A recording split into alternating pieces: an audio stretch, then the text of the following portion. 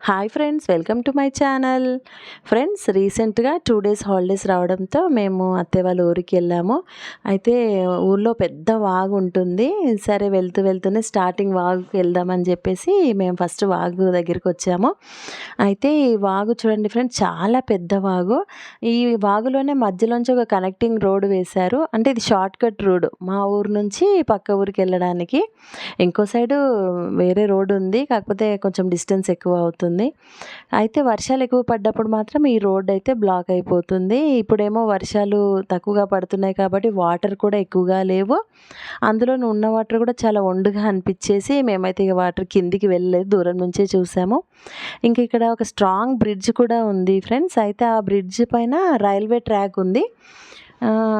అంటే railway track అంటే మా ఊరు నుంచి మా ఊర్లో స్టేషన్ ఉంది, కాకపోతే స్టాప్ లేదు. ఇంకా ఎవరైనా ఈ ఊరి వాళ్ళు హైదరాబాద్ అట్లా వెళ్ళాలనుకుంటే పక్క స్టేషన్లోనే స్టాప్ అయితే ఉంది. ఇంకా వాళ్ళందరూ అక్కడికి వెళ్ళేసి అక్కడి నుంచి ట్రైన్కి వెళ్తారు. అయితే మేము కూడా హాలిడేస్ అప్పుడు వెళ్తే చాలా ఎంజాయ్ చేస్తాం ఫ్రెండ్స్. వాటర్కి దగ్గరికి వెళ్ళేసి స్విమ్మింగ్ చేయడం పిల్లలకు కూడా హ్యాపీగా ఉంటుంది.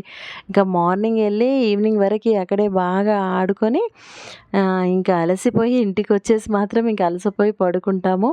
అంత బాగా ఎంజాయ్ చేస్తాం మేము ఊరెళ్తే. చాలా బాగుంటుంది. ఇంకా అక్కడి నుంచి మేము ఇంటికి వెళ్ళిపోయాము. ఇంటికి వెళ్ళినాక ఇది మాత్రం మా ఇంటి పైకప్పు. ఎందుకు చూపిస్తున్నానంటే, మేము సమ్మర్ స్టార్టింగ్లో ఒక వీక్ వరకు నేను ఊర్లో ఉన్నాను. అప్పుడు మీకు ఇది చూద్దామని చూపించలేదు ఫ్రెండ్స్. అక్కడ ఈ రకంగా వాసాల పైన కర్రలు అలంకరించి కర్రల పైన బండలు వేస్తారు. కాకపోతే సిటీస్లో ఆర్సీసీ రూఫ్స్లో ఉండడం కంటే ఇక్కడ చాలా బెటర్. సమ్మర్లో చాలా కూల్గా అనిపిస్తుంది. 1 వీక్ అయితే మాకు కొంచెం చల్లగానే అనిపించింది, అంత వేడి కూడా అనిపడలేదు. ఇంకా ఇంటి ముందర బయట ఫ్రెండ్స్, ఇవన్నీ మా ఇంటి ముందు ఉన్న చెట్లు. పెద్ద కొబ్బరి చెట్టు ఉంది ఇక్కడ. ఈ కొబ్బరి చెట్టుకు ఎప్పుడు కూడా కొబ్బరికాయలు చాలా కాస్తాయి.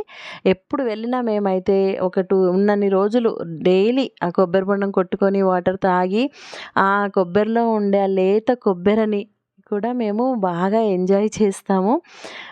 అట్లా ఆ తర్వాత అక్కడే మా ఇంటి ముందర కొన్ని మొక్కలు కూడా ఉన్నాయి. ఇది వచ్చేసి కరివేపాకు.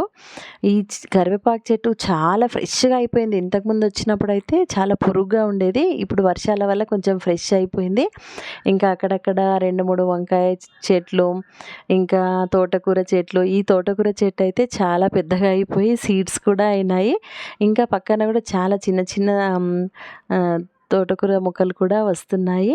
ఇంకా తర్వాత ఈ వంకాయ చెట్టుకున్న వంకాయలను కూడా మేము బాగా ఎంజాయ్ చేసాము. ఎందుకంటే ఇవి ఆర్గానిక్ ఫ్రెండ్స్, ఎలాంటి ఎరువులు కూడా వేయరు వాటికి.